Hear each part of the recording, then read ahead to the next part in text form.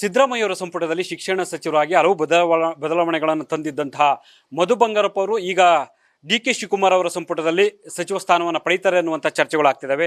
ಎರಡನೇ ಹಂತದಲ್ಲಿ ಸಂಪುಟಕ್ಕೆ ಸೇರ್ಪಡೆ ಆಗಬಹುದು ಅನ್ನುವಂಥ ಮಾತುಗಳು ಕೂಡ ಕೇಳಿ ಬರ್ತಿದೆ. ಹಾಗಾದ್ರೆ ನಮ್ಮ ಜೊತೆಗೆ ಮಧು ಬಂಗಾರಪ್ಪ ಅವರು ಇದ್ದಾರೆ. ಅವರ ಹತ್ರ ಒಂದಷ್ಟು ವಿಚಾರಗಳನ್ನ ತಿಳಿಯುವಂಥ ಒಂದು ಪ್ರಯತ್ನ ಮಾಡೋಣ. ಸರ್, ಈಗ ನೀವು ಕೂಡ ಶಿಕ್ಷಣ ಇಲಾಖೆಯಲ್ಲಿ ಸಾಕಷ್ಟು ಸುಧಾರಣೆಗಳು ತಂದರೆ, ಒಂದಷ್ಟು ಬದಲಾವಣೆಗಳನ್ನು ತರುವಂಥ ಒಂದು ಪ್ರಯತ್ನ ಆಯಿತು. ಸೊ ಒಂದು ಹಂತಕ್ಕೆ ಶಿಕ್ಷಣ ಇಲಾಖೆಯನ್ನ ಗೊಂದಲಗಳಿಂದ ಸರಿದಾರಿಗೆ ತರುವಂಥ ಒಂದು ಪ್ರಯತ್ನ ಮಾಡಿದ್ರಿ. ಈಗ ಮೊದಲ ಹಂತದಲ್ಲಿ ನಿಮ್ದಾಗುತ್ತೆ ಅನ್ನುವಂಥ ನಿರೀಕ್ಷೆಗಳು ಇತ್ತು ಸಹಜವಾಗಿ. ಸೊ ಯಾಕೆ ಎರಡನೇ ಹಂತದಲ್ಲಿ ನಿಮ್ಮ ಸೇರ್ಪಡೆ ಅನ್ನುವಂಥ ಚರ್ಚೆ ಆಗ್ತಿದೆ? ಇಲ್ಲ, ಮೊದಲನೇ ಹಂತ ಎರಡನೇ ಹಂತ ಅಂತೇಳಿ ಬರೋದಿಲ್ಲ. ಇದೆಲ್ಲ ಕೆಲವು ಆಲೋಚನೆ ಮೇಲೆ ಹೈಕಮಾಂಡ್ ಅವರು ತೀರ್ಮಾನ ಮಾಡಿರ್ತಾರೆ. ಮೊದಲನೇ ಹಂತದಲ್ಲಿ ತುಂಬ ಜನರು ನನಗಿಂತ ಸೀನಿಯರ್ ಇರೋರು ಅವ್ರಿಗೂ ಕೂಡ ಕೊಟ್ಟಿಲ್ಲ. ಅದನ್ನು ನಾನು ಯಾಕೆ ಕೊಟ್ಟಿಲ್ಲ ಏನು ಅಂತ ಕೇಳಬಾರ್ದು. ಅವ್ರು ಏನೋ ಒಂದು ಸ್ಟ್ರಾಟಜಿ ಇಟ್ಕೊಂಡಿರ್ತಾರೆ, ಇದ್ರ ಮೇಲೆ ಮಾಡ್ತಾರೆ. ಸೆಕೆಂಡಲ್ಲೂ ನಮಗೆ ಕೊಡ್ತಾರೋ ಇಲ್ಲೋ ಅನ್ನೋದು ಹೈಕಮಾಂಡೇ, ಭರವಸೆ ಇಟ್ಕೊಳ್ತೀವಿ ಅಷ್ಟೇ. ನಾವು ಕೊಟ್ಟಿರ್ತಕ್ಕಂಥ ಕೆಲಸವನ್ನು ನೀವು ಹೇಳ್ದಂಗೆ 3 ವರ್ಷ ಚೆನ್ನಾಗಿ ಮಾಡಿ ಒಂದು ಸುಧಾರಣೆ ಮಾಡಿ, ಈವನ್ ಅಡ್ಮಿಷನ್ಸು ಅಷ್ಟೇ ನಾನೆಲ್ಲ ಚೆಕ್ ಮಾಡಿದೆ. ಈಗೆಲ್ಲ ರೈಸ್ ಆಗಿದೆ, ಹೋದ ವರ್ಷದಕ್ಕಿಂತ ಚೆನ್ನಾಗಿ ರೈಸ್ ಆಗಿದೆ. ಅಂದರೆ ಅಲ್ಲಿಗೆ ಗೌರ್ಮೆಂಟ್ ಸ್ಕೂಲ್ಸಲ್ಲಿ ಕಾನ್ಫಿಡೆನ್ಸು ಬಂದಿದೆ. ಸಾಮಾನ್ಯ ಜನರಿಗೆ ಅದಿರಲಿಲ್ಲ. ಇನ್ನೂ ಕೊರತೆಗಳು ತುಂಬ ಇದೆ, ಇಲ್ಲ ಅಂತ ಹೇಳಲ್ಲ. ನಾನು ಹೇಳಿದ ತಕ್ಷಣ ಏನು ಎಲ್ಲ ಆಗೋಗ್ಬಿಟ್ಟಿದೆ, ಎಲ್ಲ ಸ್ಕೂಲು ಬೆಸ್ಟ್ ಆಗಿದೆ ಅಂತ ಹೇಳಲ್ಲ. ಆ ಹಂತಕ್ಕೆ ಎಲ್ಲಿ ನಾವು ತುಂಬ ಕೊಲ್ಯಾಪ್ಸ್ ಆಗ್ತಾ ಇದ್ವಿ, ಒಂದು ಕಡೆ ಹಿಡಿತಾ ತರಬೇಕು, ನಿಲ್ಲಿಸ್ಬೇಕು. ಅದನ್ನು ಅದಾದಮೇಲೆ ಇಂಪ್ರೂವ್ ಮಾಡಬೇಕು. ಡ್ರಾಪೇಜ್ ಇನ್ ಅಡ್ಮಿಷನ್ ಆಲ್ಸೋ ವಾಸ್ ದೇರ್. ಅಂದರೆ ಅಡ್ಮಿಷನ್ ಡ್ರಾಪೇಜ್ ಇತ್ತು, ಅದನ್ನು ನಿಲ್ಲಿಸಿ ಮುಂದೆ ತೊಗೊಂಡು ಹೋಗ್ತಕ್ಕಂಥ ವ್ಯವಸ್ಥೆ ಮಾಡಬೇಕಾಯ್ತು. ಅದಕ್ಕೆ ಫಸ್ಟ್ ಕಾನ್ಫಿಡೆನ್ಸ್ ಬಿಲ್ಡಪ್ ಮಾಡಬೇಕು. ಈಗ ನಿಮಗೆ ಕಾನ್ಫಿಡೆನ್ಸೇ ಇಲ್ಲ, ಈಗ ನೀವು ಆಯಿತು ಮಿನಿಸ್ಟರ್ ಆಗ್ತೀರಂತ, ಯಾಕೆ ನೀವು ಕಾನ್ಫಿಡೆನ್ಸ್ ಮೇಲೆ ಹೇಳ್ತಾ ಇದ್ದೀರಾ ಅಷ್ಟೇ. ಕೊಡೋದು ಬಿಡೋದು ಅವರಿಗೆ, ಹೈಕಮಾಂಡ್ ಅವರು. ಆ ಕಾನ್ಫಿಡೆನ್ಸ್ನ ಸರ್ಕಾರಿ ಶಾಲೆಯಲ್ಲಿ ಇರಲಿಲ್ಲ. ಅದು ಈಗ ಬಿಲ್ಡಪ್ ಆಗಿದೆ ನಮ್ಮ ಸರ್ಕಾರದಿಂದ ಒಳ್ಳೆ ರೀತಿಯಲ್ಲಿ. ಮತ್ತು ಅದು ಮುಂದೆನೂ ಕೂಡ ಸನ್ಮಾನ್ಯ ಡಿ.ಕೆ. ಶಿವಕುಮಾರ್ ಅವರ ಒಂದು ನೇತೃತ್ವದಲ್ಲಿ ಅವರು ಮುಖ್ಯಮಂತ್ರಿಗಳಾಗಿ ಇಲಾಖೆ ತುಂಬ ಚೆನ್ನಾಗಿ ನಡೆಯುತ್ತೆ ಅಂತೇಳಿ ವಿಶ್ವಾಸ ಇದೆ. ಅಲ್ಲ, ಒಂದು ಕಡೆ ಬೇಳೂರು ಗೋಪಾಲಕೃಷ್ಣ ಅವರು ಕೂಡ ಒಂದಷ್ಟು ಪ್ರಯತ್ನಗಳು ನಡೆಸ್ತಾ ಇದ್ದಾರೆ. ಸಂಗಮೇಶ್ವರ್ ಕೂಡ ಶಿವಮೊಗ್ಗ ಜಿಲ್ಲೆಯಲ್ಲಿ ಅವ್ರು ನನಗೂ ಒಂದು ಅವಕಾಶ ಕೊಡಿ ಅಂತಿದ್ದಾರೆ. ಸೊ ಈ ರೀತಿ ಕೂಡ ಒಂದಷ್ಟು ಪೈಪೋಟಿಗಳು ಇದಾವಲ್ಲ ಜಿಲ್ಲೆಯಲ್ಲಿ. ಪೈಪೋಟಿ ಅಂತ ಹೇಳಿ ನೋಡಿ, ಯಾವಾಗಲೂ ಅಷ್ಟೇ ನಾನು ಬೇರೆಯವ್ರ ಬಗ್ಗೆ, ಯಾಕೆಂದರೆ ದಿ ಆಲ್ ಆರ್ ನಮ್ಮೆಲ್ಲ ಕೊಲೀಗ್ಸ್ ಅವರು. ನಾನು ಏನೇ ಮಾತಾಡಬೇಕಾದ್ರೆ ಭಾಳ ಜವಾಬ್ದಾರಿಯುತವಾಗಿ ಮಾತಾಡಬೇಕಾಗತ್ತೆ. ಅದು ತೀರ್ಮಾನ ಹೈಕಮಾಂಡ್ ಅವ್ರು ಮಾಡ್ತಾರೆ ಅಂದಾಗ ಇಲ್ಲಿ ಗೊಂದಲ ಇರ್ತಕ್ಕಂಥದ್ದು ಪ್ರಶ್ನೆ ಬರೋದಿಲ್ಲ. ಹೈಕಮಾಂಡಿಗೆ ಅವರು ಮನವಿ ಮಾಡ್ತಾರೆ, ಹೈಕಮಾಂಡಿಗೆ ಎಲ್ಲರೂ ಮನವಿ ಮಾಡ್ತಾರೆ. ಹೈಕಮಾಂಡ್ ಅವರು ಹೇಳಿದ ಮೇಲೆ ಅದಕ್ಕೆ ತೀರ್ಮಾನಕ್ಕೆ ಬದ್ಧವಾಗಿರ್ತಾರೆ. ಯಾವಾಗಲೂ ಕೂಡ ಇಲ್ಲಿ ಈ ಫಿಕ್ಷನ್ ಇರ್ತಕ್ಕಂಥ ಸ್ಟೇಟ್ಮೆಂಟ್ಸ್ ಇದೆಯಲ್ಲ, ನನ್ನ ಕಡೆಯಿಂದ ನೀವು ಅಪೇಕ್ಷೆ ಪಡೋಕ್ಕೆ ಹೋಗ್ಬೇಡಿ, ಅದು ಕೊಡೋದು ಇಲ್ಲ ನಾನು. ಬಟ್ ತೀರ್ಮಾನ ಹೈಕಮಾಂಡ್ ಅವ್ರು ಮಾಡ್ತಾರೆ. ಕೇಳೋದ್ರಲ್ಲಿ ಏನು ತಪ್ಪೇನಿಲ್ಲ, ಯಾಕೆಂದರೆ ಅವರು ಕೂಡ ಅವ್ರವ್ರದ್ದು ಆಗಿರ್ತಕ್ಕಂಥ ಒಂದು ಹಕ್ಕು ಮೇಲೆ ಕೇಳ್ತಾರೆ. ಅದು ಅವ್ರಿಗೆ ಹಕ್ಕಿರ್ತದೆ.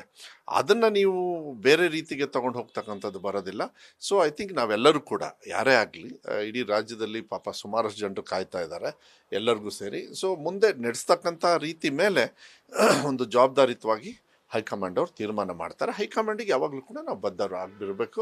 ಅದನ್ನೇ ಅವರು ಎಲ್ಲರೂ ಹೇಳ್ತಾ ಇರೋದು, ಹೈಕಮಾಂಡ್ ಏನು ಹೇಳುತ್ತೆ ಅದಕ್ಕೆ ಬದ್ಧವಾಗಿರ್ತೀವಿ ಅಂತ ಹೇಳಿ. ಮಧು ಬಂಗಾರಪ್ಪ ಅವರು ಹಿಂದೆ ಸಿದ್ದರಾಮಯ್ಯ ಸಂಪುಟದಲ್ಲಿ ಮಾಡಿದಂಥ ಕೆಲಸ ಕಾರ್ಯಗಳೇ ಈಗ ಅವ್ರನ್ನ ಪರಿಗಣನೆಗೆ ಅದು ಮಾನದಂಡ ಆಗುತ್ತೆ ಅನ್ನುವಂಥ ವಿಶ್ವಾಸ ಇದೆಯಾ? ಅದು ಎಲ್ಲರಿಗೂ ಅಷ್ಟೇ, ಬರೀ ಅವ್ರಿಗಂತ ಹೇಳಲ್ಲ, ಅದು ಎಲ್ಲರಿಗೂ ಮಾನದಂಡ ಇದ್ದೇ ಇರ್ತದೆ. ಯಾಕೆಂದರೆ ಹೈಕಮಾಂಡ್ ಅವ್ರು ನೋಡ್ತಾರೆ. ಹೈಕಮಾಂಡ್ ಅವ್ರು ಕೊಟ್ಟ ಮೇಲೆ ಕೆಲಸನ ಚೆನ್ನಾಗಿ ಮಾಡಿದೆಯೋ ಇಲ್ಲ ಅಂತೇಳಿ, ಚೆನ್ನಾಗಿ ಮಾಡಿಲ್ಲ ಅಂದರೆ ಕಿತ್ತು ಬಿಸಾಕಬೇಕಾಗತ್ತೆ. ಚೆನ್ನಾಗಿ ಮಾಡಿದರೆ ಅವ್ರ ತೀರ್ಮಾನನ ಯಾವ ರೀತಿ ತೊಗೊಳ್ಬೇಕು, ಯಾಕೆಂದರೆ ಕಂಪಲ್ಷನ್ ಇರುತ್ತೆ ಅವರಿಗೂ, ಅದನ್ನೆಲ್ಲ ನೋಡಿ ತೊಗೊಳ್ತಾರೆ ಅಂಥೇಳಿ ಆ ವಿಶ್ವಾಸ ಇದೆ.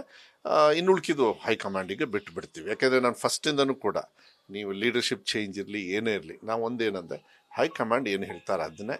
ಸನ್ಮಾನ್ಯ ಡಿ.ಕೆ. ಶಿವಕುಮಾರ್ ಸಾಹೇಬರು ಅದನ್ನೇ ಹೇಳ್ತಾಯಿದ್ರು, ಸಿದ್ದರಾಮಯ್ಯ ಸಾಹೇಬರು ಅದನ್ನೇ ಹೇಳ್ತಾಯಿದ್ರು, ನಾವು ಅದನ್ನೇ ಕುತ್ಕೊಂಡು ಹೇಳ್ತಾ ಇದ್ದೆ. ಕಾಂಟ್ರವರ್ಸಿಗೆ ನಾವು ಯಾವುದೇ ಕಾರಣಕ್ಕೂ ನನ್ನ ಕಡೆಯಿಂದ ಯಾವುದೇ ಥರದ ಸ್ಟೇಟ್ಮೆಂಟು ಯಾವುದೇ ಕಾರಣಕ್ಕೂ ಬರೋದಿಲ್ಲ ಅಂಥೇಳಿ ನಾನು ಹೇಳಲಿಕ್ಕೆ ಇಷ್ಟಪಡ್ತೀನಿ. ಹೈಕಮಾಂಡಿಗೆ ನಾವು ಬದ್ಧವಾಗಿರ್ತೀವಿ. ಸೊ ಇನ್ನೊಂದು ಸರ್, ಈಗ ಪಕ್ಷದ ವಿಚಾರಕ್ಕೆ ಸಂಬಂಧಪಟ್ಟಂಗೆ ಹೈಕಮಾಂಡು ಅಳೆದು ತೂಗಿ 2 ವರ್ಷಗಳು ಇರುವಂಥ ಚುನಾವಣೆಗೆ, ಹಾಗೆ ಅಳೆದು ತೂಗಿ KPCC ಅಧ್ಯಕ್ಷ ಸ್ಥಾನಕ್ಕೆ ಕೂಡ ಒಂದು ಹಿಂದುಳಿದ ವರ್ಗ ಸಮುದಾಯಕ್ಕೆ ಕೊಟ್ಟಿರುವಂಥದ್ದು.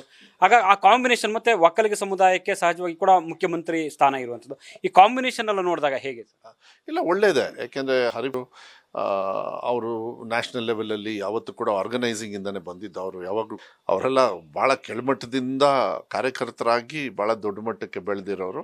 ಮತ್ತು ಅಲ್ಲಿ ಹೈಕಮಾಂಡಲ್ಲೂ ಕೂಡ ಒಳ್ಳೆ ರೀತಿಯಲ್ಲಿ ಆರ್ಗನೈಸಿಂಗು ಮತ್ತು ಬೇರೆ ಬೇರೆ ಸ್ಟೇಟಲ್ಲಿ ಅವರು ಇನ್ಚಾರ್ಜ್ ಇರೋದ್ರಿಂದ ಹೆಂಗೆ ಚುನಾವಣೆ ನಡೀಬೇಕು, ಹೆಂಗೆ ಪಕ್ಷ ಕಟ್ಟಬೇಕು ಅಂತ ಹೇಳಿ ಅವ್ರಿಗೆ ಅನುಭವ ಇರೋದ್ರಿಂದ I think is very apt. ಅದು ಕರೆಕ್ಟಾಗಿ ಚೂಸ್ ಮಾಡಿದ್ದಾರೆ. ಅದೇ ಬ್ಯಾಕ್ವರ್ಡು ಇದನ್ನೆಲ್ಲ ಲೆಕ್ಕ ಮಾಡಿ ತೀರ್ಮಾನ ಮಾಡಿದ್ದಾರೆ ಅಂತ ಹೇಳಿ ಭಾವಿಸ್ತೀನಿ. ಅದು ಐ ಥಿಂಕ್ ಒಳ್ಳೆ ತೀರ್ಮಾನನೇ. ಈಗಿರೋ ಪ್ರಸ್ತುತ ಸಿಸ್ಟಮಲ್ಲಿ ಅವರ ಒಂದು ನೇತೃತ್ವದಲ್ಲಿ 2028ಕ್ಕೆ ಎಲೆಕ್ಷನಿಗೆ ಹೋಗೋದು ಭಾಳ ಅರ್ಥಪೂರ್ಣವಾಗಿರ್ತದೆ. ಆರ್ಗನೈಸಿಂಗು ಚೆನ್ನಾಗುತ್ತೆ ಅಂತೇಳಿ ವಿಶ್ವಾಸ. ಅವ್ರು ಸ್ವಲ್ಪ ಸ್ಟ್ರಿಕ್ಟು, ಸ್ವಲ್ಪ ಸ್ಟ್ರೈಟ್ ಫಾರ್ವರ್ಡ್ ಇರ್ತಾರೆ. ಅವರ ಮಾತುಗಳಲ್ಲೂ ಕೂಡ ಯಾವತ್ತೂ ಕೂಡ I think that is good and we all need that. ನಮ್ಮ ಪಕ್ಷಕ್ಕೆ ಈಗಿರೋ ಸಂದರ್ಭದಲ್ಲಿ ಅದು ಅವಶ್ಯಕತೆ ಇದೆ ಅಂತ ಹೇಳಿ ಭಾವಿಸ್ತೀನಿ.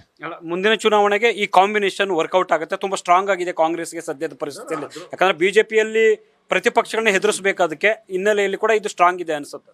BJP ಬಿಡ್ರಿ, ಎಲ್ಲ ಊರು ತುಂಬ ಬಾಗ್ಲಾಗಿ ಕೂತ್ಕೊಂಡಿದ್ದಾವೆ. ಅವ್ರಿಗೆ ಏನು ಅಂತೇಳಿ ಅವ್ರ ಸೆಟ್ಲ್ಮೆಂಟ್ ಆಗಸ್ಟಿಗೆ 2028 ಎಲೆಕ್ಷನ್ ಮುಗ್ದಿರುತ್ತೆ. ಇಲ್ಲೆಲ್ಲ ಒಂದು ಶಿಸ್ತಾಗಿ ಒಂದು ಫಾಲೋಅಪ್ ಮಾಡ್ತಾರೆ. ಇದಕ್ಕೆ ಕಾಂಬಿನೇಷನ್ಗೆ ಒಳ್ಳೆ ಕಾಂಬಿನೇಷನ್. ಹೈಕಮಾಂಡ್ ಎಲ್ಲ ಅಳೆದು ತೂಗಿ ಮಾಡಿರ್ತಾರೆ. ಅಳೆದು ತೂಗಿ ಮಾಡಿ ಇದನ್ನ ತೀರ್ಮಾನವನ್ನು ತಗೊಂಡಿದ್ದಾರೆ. ಅಲ್ಲ, ವಿಜೇಂದ್ರ ಹೇಳ್ತಾರೆ ಸರ್ಕಾರ ಕುಸ್ತೋಗ್ಬಿಟ್ಟಿದೆ, ನಿಷ್ಕ್ರಿಯ ಆಗಿದೆ ಅಂತ ಹೇಳ್ತಿದ್ದಾರೆ ಈಗ. ಅವ್ರು ಯಾರು Vijendra? After all Vijendra is ಒಂದು BJP ಪಕ್ಷದ ಅಧ್ಯಕ್ಷ.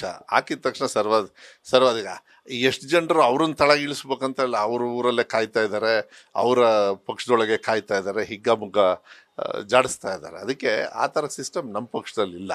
ನಮ್ಮ ಪಕ್ಷದೊಳಗೆ ಆ ಥರ ಏನು ನಡೆದಿಲ್ಲ. ಭಾಳ ಸೂಕ್ಷ್ಮವಾಗಿ ಹುಷಾರಾಗಿ ಇವತ್ತಿನ ಒಂದು ವಾಸ್ತವಾಂಶ ನೋಡಿದಾಗ ಹುಷಾರಾಗಿ ನಡೀತಕ್ಕಂಥ ಕೆಲಸ ನಡೀತಾ ಇದೆ.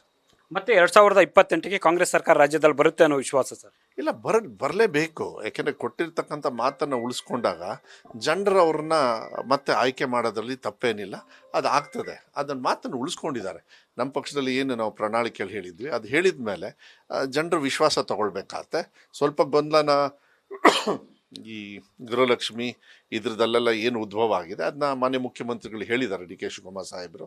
ಇಲ್ಲ, ಇದೆಲ್ಲ ಅಲ್ಲ, ಅದು ಆ ಥರ ಏನು ಇರೋದೇ ಇಲ್ಲ, ನೀವೇನು ಯಾರು ವರಿ ಮಾಡೋಕ್ಕೆ ಹೋಗ್ಬೇಡಿ, ಯಾರಿಗೂ ತೊಂದರೆ ಆಗೋದಿಲ್ಲ ಅಂತೇಳಿ ಹೇಳಿದ್ದಾರೆ.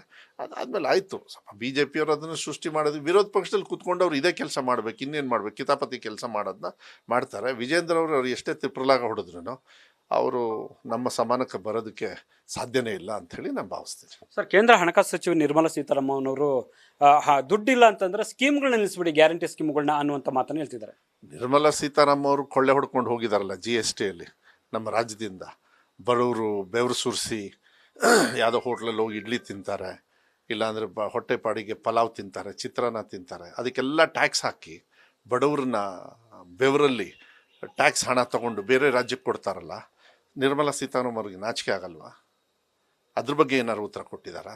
ಅವರಿಗೆ ನಾಚಿಕೆ ಆಗಬೇಕು. ನಾವು ಬರಗಾಲ ಇದ್ದಾಗ 2023ರಲ್ಲಿ ಸುಪ್ರೀಂ ಕೋರ್ಟಿಗೆ ಹೋಗ್ಬಿಟ್ಟು ಸೆಂಟ್ರಲ್ ಗೌರ್ಮೆಂಟ್ ಚೀಮಾರಿ ಹಾಕಿ ನಮಗೆ ದುಡ್ಡು ಹಣ ತೊಗೊಂಡ್ವಿ. ಎಷ್ಟು? We are the second highest payers. 11 or 12% ಕೊಡ್ತೀವಿ ನಾವು GSTಯಲ್ಲಿ. ನಮಗೆ ಎಷ್ಟು ಬರ್ತದೆ? Hardly nothing. ಸೊ ಕೊಡ್ತಕ್ಕಂಥ ಪಾಲು ಕೊಡಬೇಕು. ಪಾಲು ಕೊಡಲಿಲ್ಲ ಅಂತ ಹೇಳಿದಾಗ ಫೆಡರಲ್ ಸಿಸ್ಟಮಲ್ಲಿ ನಾವು ಕೊಡ್ತಕ್ಕಂಥ ಕಾರ್ಯಕ್ರಮಗಳಿಗೆ ಗ್ಯಾರಂಟಿ ಹೊಡ್ತಾ ಬೀಳುತ್ತೆ. ಆದ್ರೂ ಕೂಡ ಅವ್ರು ಹೇಳಿದ ತಕ್ಷಣ ಏನು ಕುಸ್ತೇನು ಹೋಗಿಲ್ಲ. ಇನ್ಫ್ಯಾಕ್ಟ್ ನರೇಂದ್ರ ಮೋದಿಯವರು ಸಾಲ ಮಾಡಿರೋದು ಏನು ಬಾಟಮ್ ಲೈನ್ ಇರ್ತದೆ ಅದನ್ನು ಮೀರಿ ಸಾಲ ಮಾಡಿದ್ದಾರೆ. ನಮ್ಮ ರಾಜ್ಯದಲ್ಲಿ ಸಿದ್ದರಾಮಯ್ಯ ಸಾಹೇಬರು ಇದ್ದಾಗ ಮಾಡಿಲ್ಲ. ಅದನ್ನೇ ನಿರ್ಮಲಾ ಸೀತಾರಾಮನ್ ಅವ್ರು ಹೇಳ್ತಿರೋದು, ಹೆಚ್ಚು ತೆರಿಗೆ ಕೊಡ್ತೀವಿ ಅನ್ನೋ ಕಾರಣಕ್ಕೆ ಹೆಚ್ಚು ಅನುದಾನವನ್ನ ಎಕ್ಸ್ಪೆಕ್ಟ್ ಮಾಡೋ ಕೇಳುವಂಥದ್ದು ವಾದ ಸರಿಯಲ್ಲ ಅಂತ ಹೇಳ್ತೀವಿ. ಏನು ವಾದ ಸರಿಯಲ್ಲ? ಏನು ತಲೆಗೆಲ್ಲ ಸರಿ ಇದೆಯಾ? ಅವರಿಗೆ ಲೆಕ್ಕ ಮಾಡೋದು ಗೊತ್ತಿದೆಯಾ ಅಂತ? ಅಲ್ರಿ, ರಾಜ್ಯದಿಂದ ಟ್ಯಾಕ್ಸ್ ಕಲೆಕ್ಷನ್ ಉದ್ಭವ ಆಗಬೇಕಾದ್ರೆ ಅವ್ರ ಪಾಲು ಅವ್ರಿಗೆ ಕೊಡಲೇಬೇಕಲ್ಲ. ತಮಿಳ್ನಾಡಿಗೂ ಮೋಸ ಮಾಡ್ತಾ ಇದ್ದಾರೆ ಅವರು. ಬರೀ ನಮಗಂತ ಹೇಳಲ್ಲ, ಎಲ್ಲ ಸದರ್ನ್ ಸ್ಟೇಟು ಎಲ್ಲೆಲ್ಲಿ BJP ಪಕ್ಷ ಆಡಳಿತದಲ್ಲಿ ಇಲ್ಲ ಅವ್ರಿಗೆಲ್ಲರಿಗೂ ಕೂಡ ಅನ್ಯಾಯ ಮಾಡ್ತಾ ಇದ್ದಾರೆ. ಯಾರ್ಯಾರು BJP ಅವರು ಇದ್ದಾರೆ ಅವರಿಗೆಲ್ಲ ಎಷ್ಟು ಬೇಕು ಅಷ್ಟು ಕೊಡ್ತಾ ಇದ್ದಾರೆ. ಅಂದರೆ ನಮ್ಮ ರಾಜ್ಯದ ಬೆವರು ಇವತ್ತು UPಯಲ್ಲಿ ಮತ್ತು ಬೇರೆ ಬೇರೆ ರಾಜ್ಯದಲ್ಲಿ ಇವರು ಮಜಾ ಮಾಡ್ಕೊಂಡು ಕೂತ್ಕೊಂಡಿದ್ದಾರೆ ಅಂತ ಹೇಳಿದ್ರು ತಪ್ಪಾಗಲಾರದು. ಇದು ಜನರಿಗೆ ಕಾಣಿಸ್ಬೇಕು, ಇದು ತಿಳುವಳಿಕೆ ಬರಬೇಕು. ಇದು ಜನರು ಸ್ವಲ್ಪ ಇದ್ರ ಬಗ್ಗೆ ಆಲೋಚನೆ ಮಾಡಿದಾಗ ಅವರಿಗೂ ಕೂಡ ಅರ್ಥ ಆಗುತ್ತೆ. ಅವರ ಬೆವರಿಂದ ಬೇರೆ ರಾಜ್ಯದಲ್ಲಿ ಇವತ್ತು ಅನುಕೂಲ ಆಗ್ತಕ್ಕಂಥದ್ದು. ನಿರ್ಮಲಾ ಸೀತಾರಾಮನ್ ಅವ್ರು ಏನು ಹೇಳಿಕೆ ಇದೆ ಅದು ವಾಪಸ್ ತಗೊಳ್ಬೇಕಾಗತ್ತೆ. ಫೆಡರಲ್ ಸಿಸ್ಟಮ್ನ ಅರ್ಥ ಮಾಡ್ಕೊಂಡು ಬಂದು ಉತ್ತರ ಕೊಡೋಕ್ಕೆ ಹೇಳಿ ಯಾರಿಗೆ? ನಿರ್ಮಲಾ ಸೀತಾರಾಮನ್ಗೆ. ಆಮೇಲೆ ಎಷ್ಟು ವರ್ಸ್ಟು ಅಂದರೆ ಅವರು ನಿರ್ಮಲಾ ಸೀತಾರಾಮನ್ ಅವರು ನಮ್ಮ ರಾಜ್ಯದಿಂದ ಒಬ್ಬ MP ಆಗಿ ನಮ್ಮ ರಾಜ್ಯದವರಿಗೆ ಮೋಸ ಮಾಡ್ತಾರಲ್ಲ, ಇದ್ರದ್ದು ನಮ್ಮ ದೇಶದ ದುರಂತ. ಫೈನಾನ್ಷಿಯಲ್ ಸಿಸ್ಟಮಲ್ಲಿ, ನಮ್ಮ ಫೆಡರಲ್ ಸಿಸ್ಟಮಲ್ಲಿ ನಿರ್ಮಲಾ ಸೀತಾರಾಮನ್ ಅವರು ದುರಂತ. ಸರ್, ಕೊನೆಯದಾಗಿ ಪರಿಷತ್ ಚುನಾವಣೆ ಇದೆ 18ನೇ ತಾರೀಕು. ಎಲ್ಲರೂ ಕೂಡ ಶಾಸಕರೆಲ್ಲ ರೆಸಾರ್ಟ್ ಅಂತ ಹೋಗ್ತಿದ್ದಾರೆ ಅಂತ. ಸೊ ಏನು ರೆಸಾರ್ಟ್ ಅನ್ನುವಂಥದ್ದು?